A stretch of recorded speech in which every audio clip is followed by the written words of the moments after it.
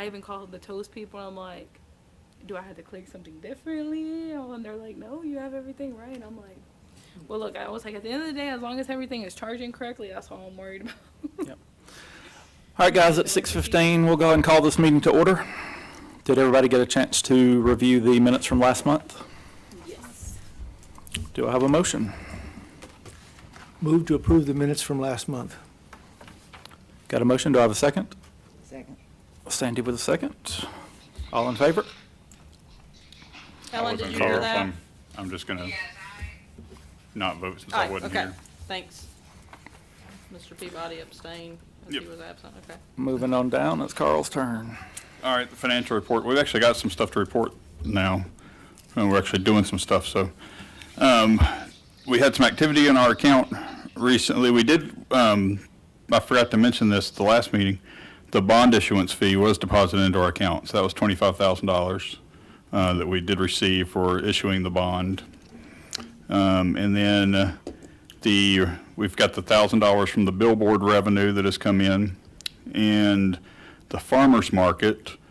We've had income and expenses coming in from that netted about $1,800. And so that's for 10 weeks. So there were a couple of weeks that were rained out, and there's about 10 weeks left. So if it keeps going the way it is now, we're looking at anywhere from $3,500 to $4,000 total net to us from the farmers market. So it's doing pretty well. And as far as what's in the bank, it's about almost $89,000. But don't forget that some of that is reserved for the gateway signage. Okay. 43,000 of that is for the gateway signage.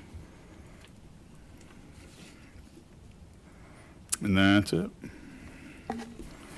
Thank you. Moving on down to old business, the open DDA position and then secretary position.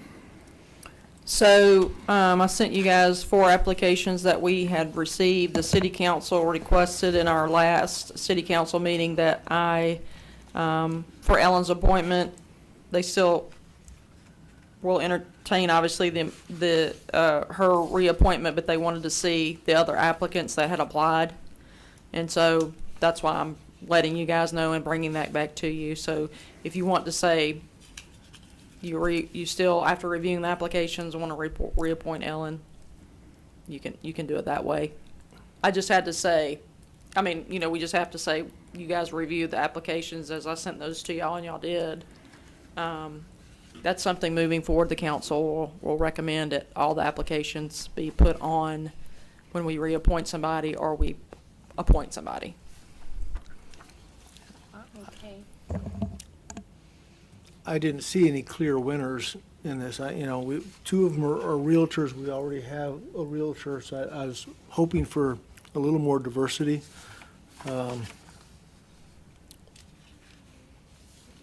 The remaining 2, I'm not sure why they're applying. Okay. You guys certainly don't have to vote on those names tonight, but just wanted to let you know that those 4 applied. Could there be any consideration for the open secretary position with any of these? I think what I would do is then reach back out to them and see if that was something they would be interested in, Andy. Okay. Okay. Any opposition of doing that? No. Okay. I'd like to make a motion that we reappoint Ellen to the board. Do Second. I have a second? I'll second. All in favor? Okay. Thanks.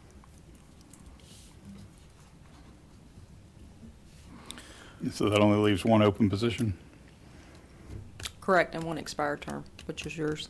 Oh, okay. So there's an open one in addition to mine? So if we reappoint Ellen, then yours is expired. Yep. I think that would be it. Okay. That's what I was wondering. So Yeah, it's just the so- one other one to fill mine that's Yeah. been expired. Will that make it hold on, 1, 2, 3, 4. They were still open a position even if. Yeah, I you- thought we were still Yeah, open one. yeah. I thought we were still open one for, Yeah. and then the secretary. Yeah. Yeah. All right, moving on down to new business. Review of the applications, kind of mixing in with what we've already talked about there. Again, we could reach out and see if we've got any interest in the secretary position within these applicants. I think that would be fair with that, with their interest in being on the board potentially. Okay. I remember when I joined the board, we actually interviewed applicants. Is that something we'd like to consider? I think it would be beneficial, kind of second on your opinion of we would like a little more diversity within some businesses or backgrounds within the board. Having an attorney and then, of course, needing an accountant would be splendid to have those positions potentially.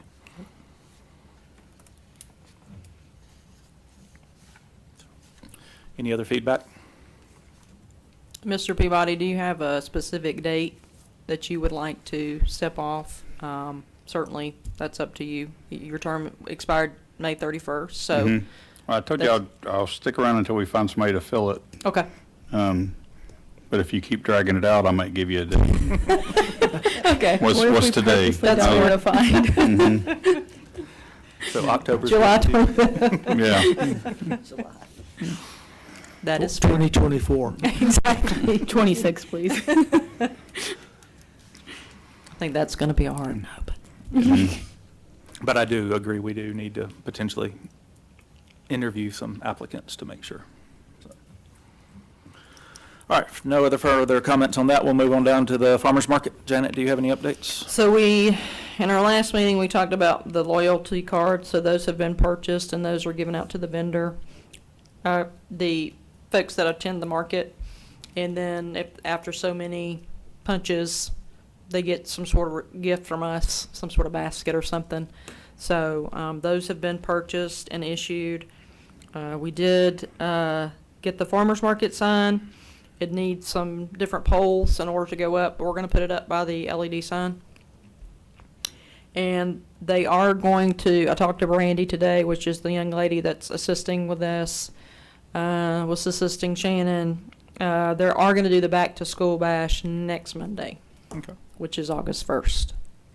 And she and I are gonna meet tomorrow and talk about anything additional. I know they're gonna have bouncy houses out there and something else, and they have already received those insurance policies from those vendors, as well, so that's taken care of.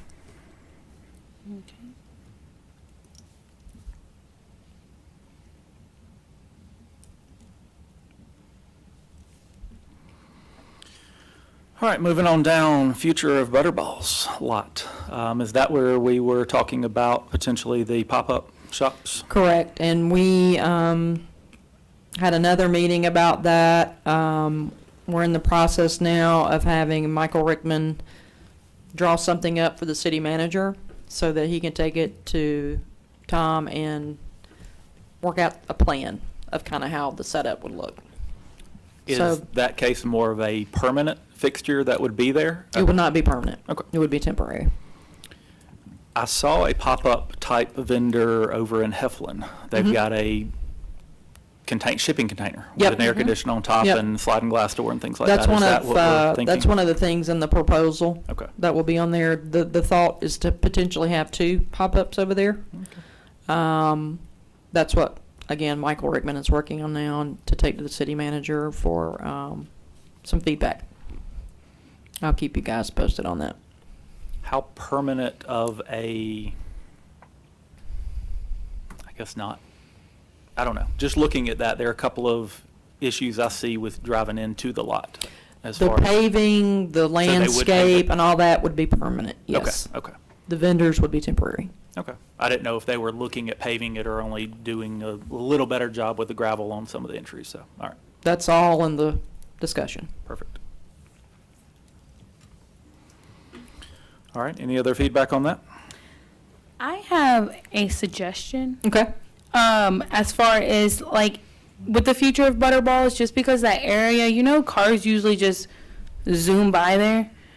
So, We were thinking like a mural of some type on the road, just to kind of catch that attention to make cars slow down. That was actually something that was brought up in the proposal, is putting a mural Yes. over there to attract people to that spot. Yes. So yes, that's a good point, and that Okay. has been discussed Okay, as well. awesome. Yes.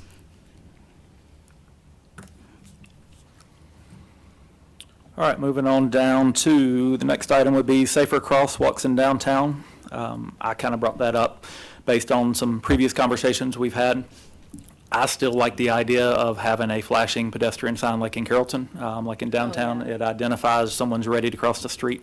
I know we have a lot of future plans for this side of the street in the middle and having better pedestrian access there. GDOT's looking at some options over there at 78, but I'm looking at Candler Street when you come down off the railroad tracks. If we could Okay. have something there, flashing pedestrian signs would be great with that.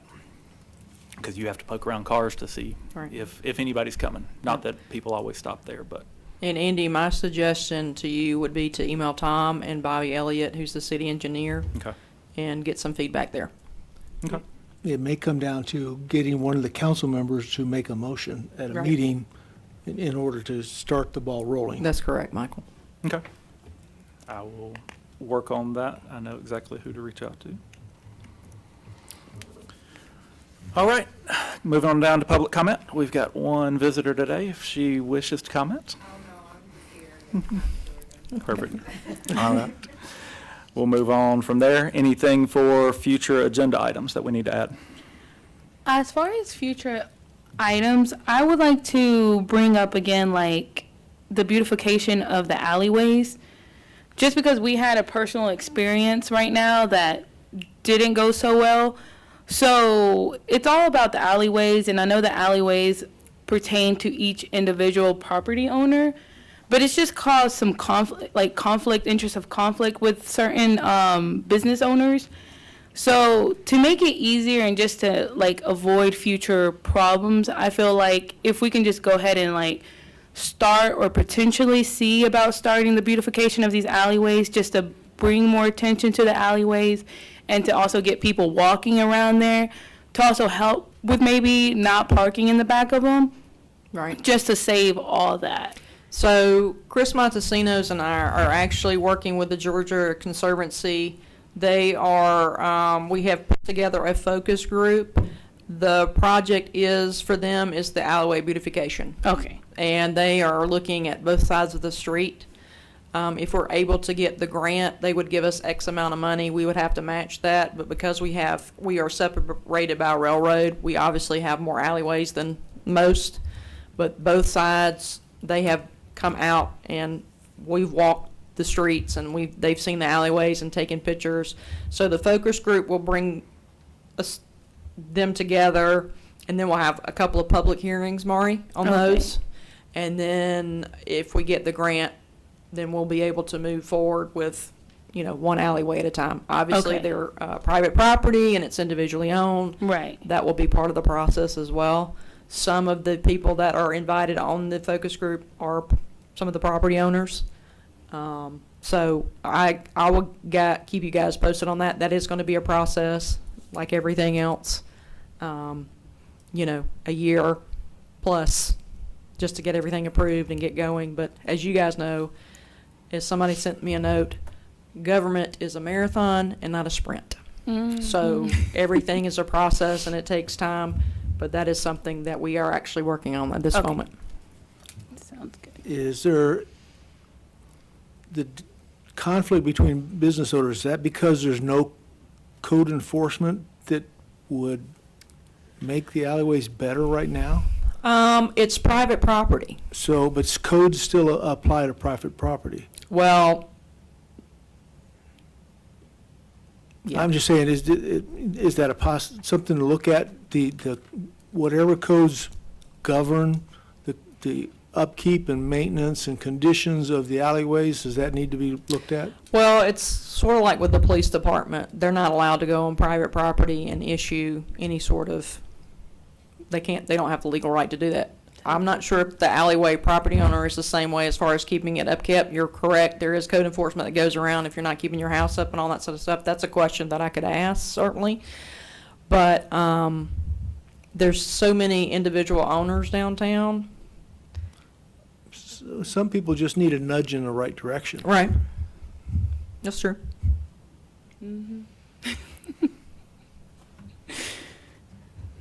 I don't think it's so much code enforcement though. Any other items we need to add to next week or next month's agenda? I have one more. Okay. Potentially, I know this might be like a long time coming or maybe something that you guys are already looking into, but relocating the dump site behind. That is actually, for future, going to be a parking lot. Okay. Great, because that was going to be my suggestion. Okay, good deal. Anybody No else? more questions for me. No. Any update on the welcome signs? Same to property owner issues. Is there anything being done? We have approached the one property owner that owns the triangle, offer of $10,000 for the city to purchase the property. They have not, at this time, responded to that. Okay.